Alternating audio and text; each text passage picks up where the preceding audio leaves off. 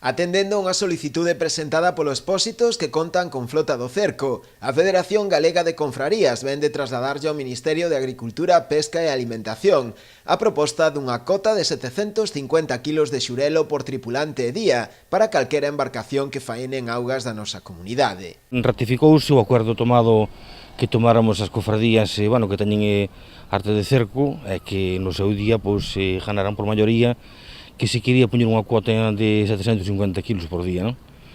Como te digo, nós non temos capacidade para facelo, ni moito menos. O acordo ratificouse que era a Federación Gallega que solicitara ao Ministerio que se fixeran os acordos que se tomaran, e xa te digo, ratificouse e pa diante, non sei, a solicitud xa temos feita. Este acordo que podía chegar, non digo que non sea malo ou que era bo, non? Canto máis as cuotas vaias controlando e canto menos peixe metas no mercado, mellor valor collería todo.